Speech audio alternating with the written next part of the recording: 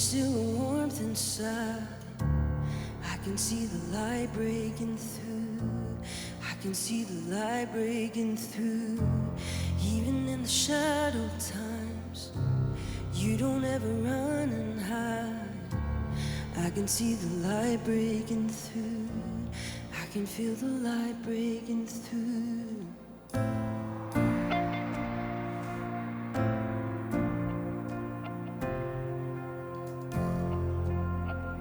Speak life, give peace in the unknown, and hold me when I'm barely hanging on. I believe that hope will dawn. My heart, I'm not alone. I'm not alone. Even on the coldest night, there is still a warmth inside. I can see the light breaking through. I can see the light breaking through. And even in the shadow times, you don't ever run and hide. I can see the light breaking through. I can feel the light breaking through.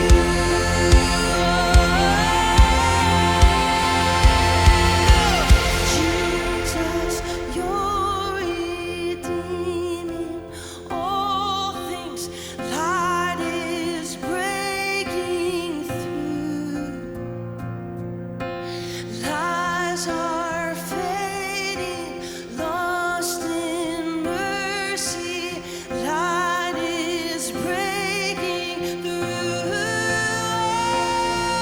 The weight is lifting, finally breathing. Light is breaking through. Illuminated by your splendor, light is breaking through.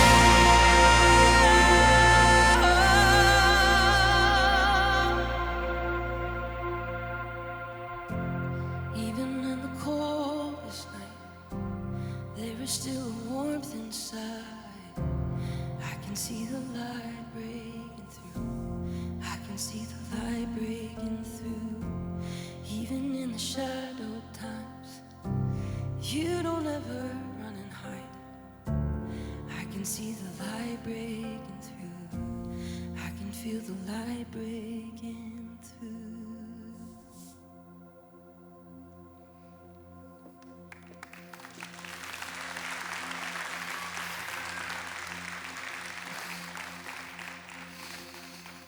Lauren, good grief. That's so beautiful. That's not a Christmas song per se, but the message couldn't be any more Christmas, couldn't it?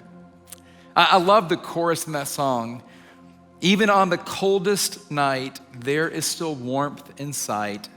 I can see the light breaking through. It's such a beautiful song. It's such a hopeful song. At the same time, it's also a very authentic and real song. I suspect every single one of us, even the younger ones in the crowd, have felt a little bit of a cold night before. And maybe physically it was a cold night, but relationally, we've been through some cold nights. Spiritually, we've been through cold nights. Emotionally, we've been through cold nights. We've been through sickness. We've been through tragedy. Those cold nights might last a night. Sometimes they last a few nights. Sometimes they last a week or longer, a season, maybe even a year or a few years. And it can feel pretty cold and it can feel pretty dark. But have you ever sat in the dark before? Maybe you went camping and it was really dark, or maybe you were at home and the power went out. You ever been there when the power goes out and you run around and you turn all the lights on as if they're gonna work, right? And then at 3 a.m. the whole house lights up when the power comes back on. But when the power is out and it's so dark, it's hard to see anything. But maybe you found a candle and you lit it, or maybe since you don't live in 1890, you just turned your phone on and Just that little bit of light, just the flashlight on your phone immediately changed everything in the darkness, didn't it? Just a little bit of light changed everything in the dark, because light always wins in the dark. Light always penetrates the dark. Light always overcomes the dark. Light always breaks through. It always breaks through. That's one of my favorite parts about Christmas. I love everything about Christmas, but the decorations around Christmas, especially all the lights, it's so beautiful to see. I think that's kind of partially why we decorate for Christmas, is to change the emotion of the world around us. I mean, Christmas is a unique holiday when it comes to decorating. I know some of you decorate for other holidays. I mean, I've been known to decorate for Halloween, for instance, a few times before, but I mean, Christmas is a completely different kind of decoration. Like none of you probably, I don't think, haul in truckloads of sand and put floats in your front yard for June, you know? Like none of you probably have a storage unit for your St. Patrick's Day decorations. But Christmas is different. We put a lot of effort into it, a lot of energy, a lot of money into it. I don't know what your favorite decoration is. My favorite Christmas decoration is the Christmas tree. When I was a kid growing up, we had an artificial Christmas tree. It lived in the attic, and apparently a giant human lived up there and sat and slept on it all year, because when we would bring it down, it would take about 14 hours to re-fluff it back out so it looked like a tree. I was in charge of the fluffing, and I would spend hours and hours fluffing the tree, but I didn't care. I didn't mind, because we were gonna decorate it, and it was gonna be so beautiful at the end of the day. Now that I'm an adult, we don't do that. My wife likes live Christmas trees, and I do too. I love our Christmas tree. Every year, I love it when it's set up. I don't love all the process of the tree. I don't love the picking it out. I don't love the transporting it home. I don't really love the cutting off the bottom where the sap is collected. I don't like the sap getting all over me. I don't like the putting it in the tree stand and the making it straight in the tree stand, and it's never straight, and redoing it and redoing it and watering it and watering it and watering. I don't love any of that. But when it's all done, I love turning the lights on and sitting in the living room with all the lights in the house out but that tree. It's just so peaceful. It's so beautiful to sit there. And even though there is no other light on in the entire place, just that Christmas tree alone, it lights up the house. But not even just physically. There's something else that's happening in that. It feels like it changes everything in the house. Well, why do we do all that? Like, why do we put so much effort into decorating? Because, you know, the world doesn't really get brighter around us just because it's December, does it? Like, the world around us continues to bring difficulty. The world around us continues to be kind of dark. But there's something in those decorations that changes it. It's almost as if we decorate at Christmas and light up our homes at Christmas to counteract the lack of light that's always around us. It's almost like the Christmas decorations kind of introduce beauty into all of the brokenness, into our brokenness, into your brokenness, the brokenness of the world. You know, that's a really great picture of the very first Christmas 2,000 years ago. You've probably all heard the Christmas story, not the 'Twas the Night Before Christmas. I mean, that's a good one, but the one that Luke wrote. It's the most famous Christmas story in the Bible. Let me just read you a portion of it. This is in Luke chapter 2. In those days, Caesar Augustus issued a decree that a census would be taken of the entire Roman world. This was the first census that took place while Quirinius was the governor of Syria. And everyone went to their own town to register. So Joseph also went up from the town of Nazareth in Galilee to Judea, to Bethlehem, the town of David, because he belonged to the house and the line of David. He went there to register with Mary, who was pledged to be married to him and was expecting a child. And while they were there, the time came for the baby to be born. She gave birth to her firstborn, a son. She wrapped him in cloths and she placed him in a manger because there was no guest room available for them. You know, Luke does it so poetically. He writes it so beautifully. And while that's probably exactly what happened, that first Christmas story was anything but peaceful. It was anything but bright. In that very moment, God, the God of the Jewish nation, the Israelite nation, God's chosen people, God hadn't been heard from for 400 years. It's been very quiet for 400 years. They've been waiting for prophecy, waiting for God to show up. And just because God was quiet doesn't mean God was absent. He was very much active and working behind the scenes, but they didn't know that. All they saw and heard was quiet, was dark. And then Joseph, he's Jewish, it was Mary. And there's an interesting pregnancy that's happening. A lot of people are ostracizing them.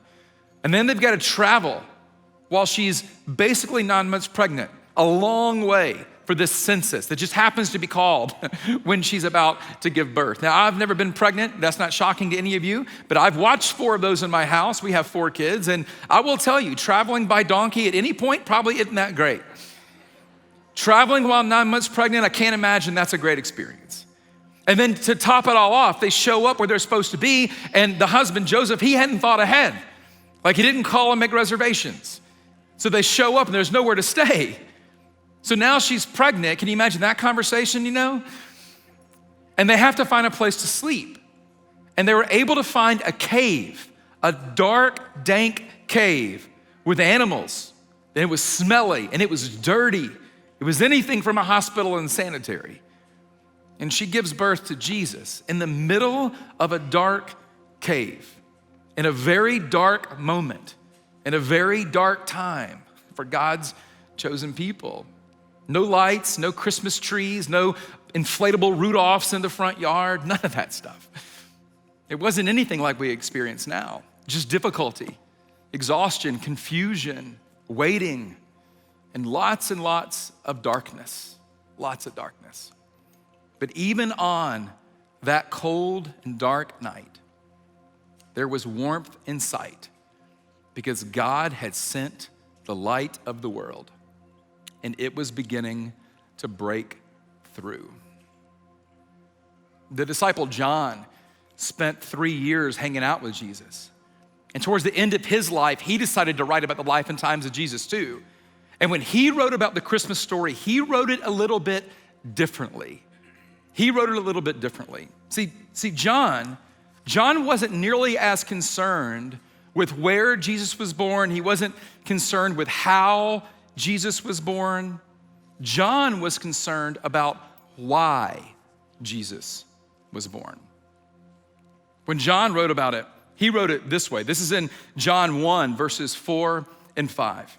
In him was life, and that life was the light of all mankind. The light shines in the darkness, and the darkness has not overcome it. Because that's what light does. That's exactly what light does. It always wins. It always overcomes. And Jesus was the light of the world, sent for you and sent for me. That's what Christmas is all about. Christmas is the story of light entering darkness, but not just 2,000 years ago. Christmas is the story of light entering darkness right now, right here, right where you are, in the middle of this dark world, in the middle of your dark world. That's the power of light.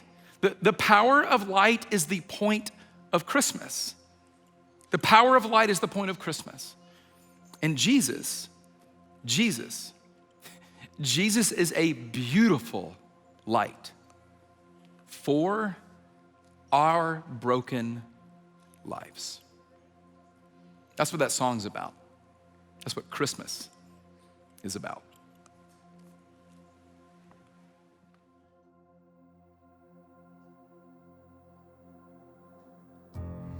Even on the coldest night, there is still a warmth inside. I can see the light breaking through. I can see the light breaking through. Even in the shadow times, you don't ever run and hide.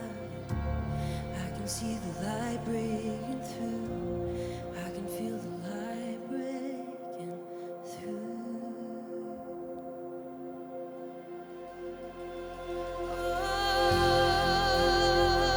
Oh,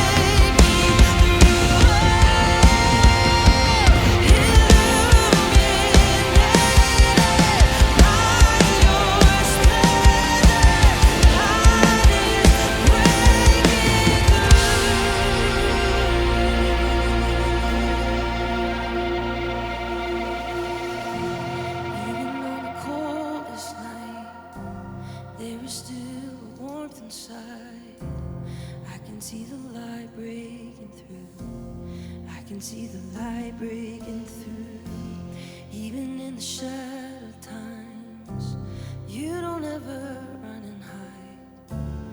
I can see the light breaking through. I can feel the light breaking.